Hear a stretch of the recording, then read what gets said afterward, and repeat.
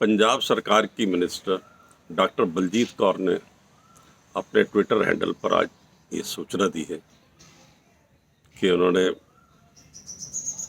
विभिन्न welfare boards जिनकी संख्या 20 है उन्हें तत्काल प्रभाव से खत्म कर दिया है, सस्पेंडेड। अब इसमें वेलफेयर बोर्ड नाम है तो जाहिर है कि समाज के वेलफेयर के लिए हैं ये बोर्ड। इसमें शेड्यूल्ड कास्ट से लेके राजपूत, ब्राह्मण, मुस्लिम सबके वेलफेयर के लिए बोर्ड अलग अलग जो थे बनाए गए थे। इनमें एक बोर्ड है जो खत्री अरोड़ा वेलफेयर बोर्ड है। मैं आज उस लाइन को लेकर के चलता हूँ। जब ये बना, अभी मेरे ख्याल में 1 साल शायद हुआ होगा, तो नोटिफिकेशन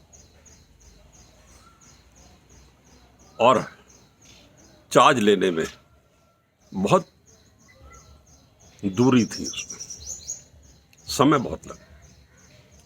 इसकी आलोचना भी तब हुई थी। ये भी आलोचना हुई कि कैप्टन अमरिंदर सिंह की सरकार ने बीजेपी वालों को इस पे शामिल कर लिया, और लेकिन बोर्ड जो थे वो चले। अब इसकी वजह क्या है?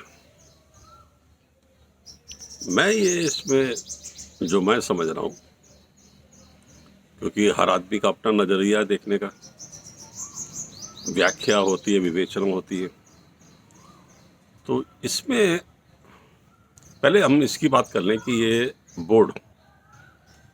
बोर्ड बने थे समाज को इकट्ठा करने के लिए, समाज की भलाई के लिए, समाज की बात समाज सरकार तक पहुंचाने के लिए। शायद ये काम नहीं हुआ। बोर्ड प्रधानी सबको अजीज है, लेकिन जमीनी हकीकत जो थी उससे ये सब दूर रहे। शायद यही वजह है कि कैप्टन अमरिंदर सिंह अपनी 2 जगह की सीट को भी नहीं बचा पाए, क्योंकि समाज को नहीं जोड़ पाए। वरना ये जो 20 बोर्ड हैं, अगर ये सही से काम करते तो शायद ये 20 समाज कैप्टन अमरिंदर सिंह की तलवार को धार दे सकते थे, लेकिन वो धार कुंठल होती दिखाई दी। अब पंजाबी समाज जो खत्री अरोड़ा समाज जैसे, इसमें ज़्यादातर लोग पाकिस्तान से विस्थापित हैं। 1947 में विभाजन विभीषिका के फलस्वरूप भारत में आए थे और उन्होंने पंजाब में शरण ली। उसके बाद फिर वो कई और जगह भी गए। पेप्सू तब नाम दिया गया था। उसके बाद ये लोग कहीं और पूरे देश में ये लोग फैले। इनकी जो समस्याएं हैं उससे सब वाकिफ है। इन्हें ना तो शेड्यूल कास्ट का दर्जा है, ना ही इन्हें बैकवर्ड का दर्जा है, और तो और अब निकल के आ रहा फाइलों में कि हजारों पीड़ित परिवारों को उनके रिहैबिलिटेशन क्लेम तक नहीं दिए गए। मतलब जो इवैक्यू प्रॉपर्टी थी उस पर नाजायज कब्जे हुए, लूट हुई, बंदरबाट हुई, और उसकी कहीं अब सुनवाई नहीं है। मैं भी एक भुक्तभोगी हूं, और पिछले 10 सालों से, जैसे 12 सालों से हम बिला नागा रोज अपनी फरियाद भेज रहे हैं। पटवारी, तहसीलदार, डीसी, स्टेट सरकार, केंद्र सरकार, पीएमओ ऑफिस, कहीं कोई सुनवाई नहीं है। अगर इनकी बात ये board Khatri Arora welfare board अगर सरकार तक पहुंचाता प्रभावी तरीके से, और इस पर कोई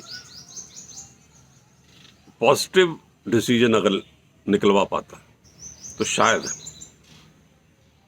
इन चुनावों का नतीजा कुछ और ही होता। भाजपा का ये मैं कहूँगा कि स्थायी वोट बैंक है, जन्मजात वोट बैंक है। इसके अपने कारण हैं, वो उस पर फिर कभी चर्चा करेंगे, लेकिन भाजपा भी इनको अपने साथ नहीं जोड़ पाई। इन्होंने जो कि अब निकल के बाहर आ रही है कि इन्होंने अपनी हारे, मतलब वो कहते हैं ना कि सारी जाति देख के आधी लीजिए बांट, तो इन्होंने वो भी छोड़ दी, आधी भी छोड़ के सारी वोटें आम आदमी पार्टी को डलवा दी और आम आदमी पार्टी को 92 सीट्स मिली हैं 92। ये अपने आप में ऐतिहासिक जीत है। इन पर अब जिम्मेवारियां भी ज़्यादा हैं। 20 बोर्ड में ये अपने आदमी अब जाहिर है एडजस्ट करेंगे, क्योंकि हर एक को तो मंत्री बनाया नहीं जा सकता, तो ये अपने लोगों को, इनको ही अपना किसी को कमेटी देंगे, किसी को सोसाइटी देंगे, किसी को कहीं एडजस्ट करेंगे, कहीं इनको बोर्ड में बिठाएंगे। तो मैं अब इस सरकार से ये मैं अपेक्षा करता हूँ और अनुरोध भी करता हूँ कि आप बोर्ड बनाइए, ठीक है, आपका अधिकार है, आप और वेलफेयर की भी ज़रूरत है। तो खत्री अरोड़ा का अगर आप बना रहे हैं तो ऐसा बनाइएगा कि जो प्रभावी हो, इनकी जो समस्याएं हैं उन्हें सुना जाए, उन्हें आप तक पहुंचाया जाए और उनका निस्तारण समय रहते हुए हो जाए। नमस्कार।